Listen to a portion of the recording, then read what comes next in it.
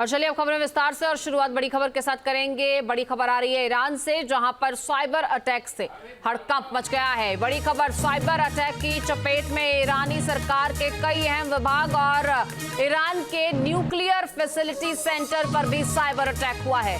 न्यूक facility के अलावा cyber attack की चपेट में 3 बड़े विभाग हैं। ईरान की न्यायपालिका से जुड़े दफ्तरों पर साइबर अटैक, विधायिका से जुड़े दफ्तरों पर साइबर अटैक, ईरानी सरकार के कई दफ्तर साइबर हमले की जद में हैं।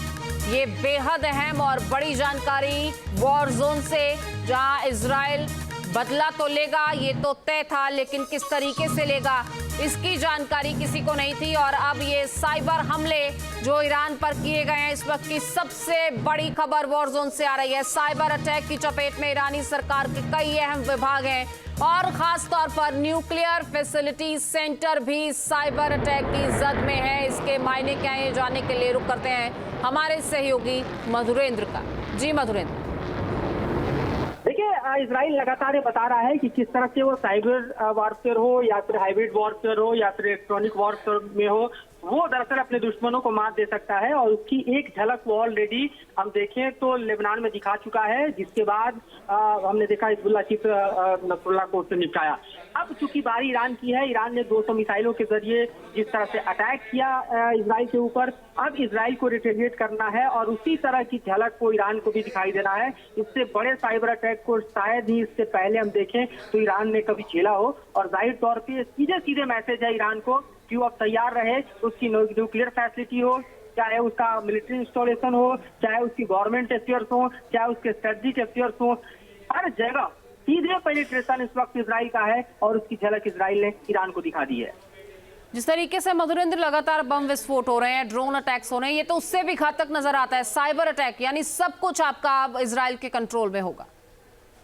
जी हाँ, बिल्कुल। आप इस बात की कल्पना कीजिए कि ईरान अगर इजराइल पे मिसाइल छोड़ रहा हो और वो मिसाइल दरअसल साइबर अटैक के कारण ईरान में ही गिर जाए, तो इस तरह की भी संभावनाएं हो सकती है। वॉरफेयर में आने वाले दिनों में ऐसा भी दृश्य दिखाई दे सकता है, जिस तरह से हमने देखा कि समूचे पेजर और वॉकी टॉकी को जिस तरह से हैक करके, और वो ऑलरेडी बॉम्ब फिटेड थे, उसको इजराइल ने लेबनान में उड़ा दिया। अब बारी ईरान की है और ये अपने आप में एक बेहद खतरनाक मैसेज है जो कि इजराइल ने ईरान को दिया है इससे पहले कि इजराइल ईरान पर अटैक करे। ये अपने आप में मोस्ट डेंजरस हम कह सकते हैं कि अटैक है, जो कि साइबर अटैक के फॉर्म में देखा जा रहा है। और इस वक्त ईरान जो है वो निश्चित तौर पर साइबर अटैक से थर्राया होगा, क्योंकि इस तरह के एक्सेस को इजराइल ने ईरान में हम देखें तो डीप पेनिट्रेशन के जरिए हासिल किया है, जो कि अपने आप में अप्रत्याशित है और जो कि ईरान पर इजराइल की समूची पकड़ को दर्शाता है। ये साइबर अटैक जो है उसको हम कह सकते हैं कि बेहद हम कह सकते हैं कि स्ट्रेटेजिक तौर पर और खास तौर से आप देखिए तो बेहद डिप्लोमेटिक तौर पर किया गया है। और रक्षा विशेषज्ञ अनिल गौड़ भी हमारे साथ जुड़ चुके हैं।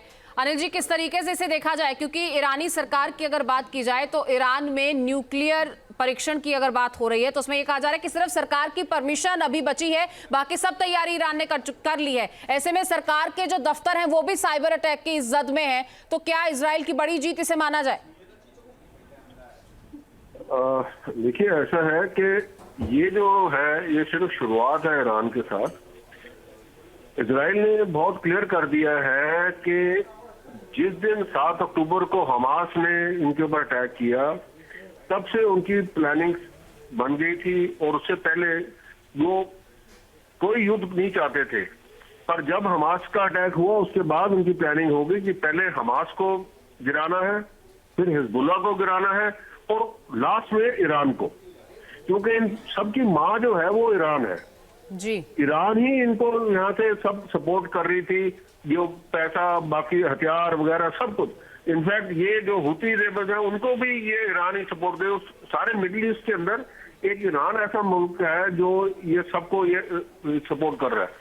अब उन्होंने हमास का पूरा आपने देखा कि किस तरीके से तहस नहस कर दिया। उसके बाद हिजबुल्लाह के ऊपर आ गए लेबनान में, और ना ही लेबनान में बाकी सारे जो हिजबुल्लाह का कोई भी ऑपरेटिव कहीं पे भी था, जो उन्होंने करके दिखाया, मेरे को लगता है वो अमेरिका भी नहीं कर सकेगा। किस हिसाब से उनके पेजर जो है वो ब्लास्ट हो गए, किस हिसाब से उसके बाद में जब वो वॉकी टॉकी इस्तेमाल करने वॉकी टॉकी ब्लास्ट हो गए, और अब तो उनको इतना डर है कि वो कोई करता ही नहीं है, मतलब वो इलेक्ट्रॉनिक चीजों से दूर भागते हैं। अब ईरान के ऊपर जो है अटैक होने वाला है, ये साइबर अटैक सिर्फ एक पहला क्या कहते हैं वो कहते हैं कर्टन रेजर है। आप देख लीजिए, अगर साइबर अटैक ऐसे होगा तो ईरान अपना जो एयर डिफेंस सिस्टम है सारा, वो तो सारा उसका तबाह मतलब बंद हो गया ना। उसको तो पता ही नहीं लगेगा कि कब जहाज आए और वो वहां से कर गए। और जब अटैक करना है ईरान ने, ये आपको मैं लिख के दे दूं, सबसे पहले उनकी न्यूक्लियर फैसिलिटीज जो है वो उड़ेंगी, उसके बाद में उनके जो है ऑयल टर्मिनल्स उड़ेंगे, और तीसरा उनका है पावर। ये तीनों चीजें जो है, पावर जनरेशन जो है वो उड़ेगी, और जिससे कि ईरान पूरा का पूरा जो पुराने जमाने में मिडिल एजेस के अंदर वापस पहुंच जाएगा। क्योंकि एक बार जब उसका पावर जब उड़ गया तो उसके बाद वहां सारा अंधेरा ही रहना, उसका कुछ होना नहीं है। लेकिन अनिल सर, एक तरफ अगर इधर कहते बात करें तो अमेरिका है, दूसरी तरफ रूस और चीन भी ईरान के बैकबोन के तौर पर सामने है, तो क्या हम एक बड़े विश्व युद्ध की तरफ आगे बढ़ रहे हैं? नहीं, देखिए मैं आपको एक चीज बता दूं, चीन और जो रशिया है ना जी, वो इसके अंदर नहीं करेंगे, क्योंकि इसके अंदर ये सिर्फ मॉरल सपोर्ट ही दे सकेंगे ईरान को और कुछ नहीं कर सकेंगे। क्योंकि उनको पता है कि अगर वो इसके अंदर आए, देखिए इसमें इफेक्टिव जो अफेक्टेड है वो कौन है जी, वो इजराइल है और इजराइल के लोग हैं। और मोसाद ने उन्होंने दिखा दिया है कि वो जिसको वो चाहते हैं उसको छोड़ते नहीं है, चाहे चलिए। कहीं पे भी हो जाए वो। बिल्कुल अनिल जी, बहुत शुक्रिया आपका हमसे जुड़ने के लिए। न्यूज नेशन अब व्हाट्सएप पर खबरों की ताजा अपडेट के लिए न्यूज नेशन के इस QR कोड को स्कैन करें।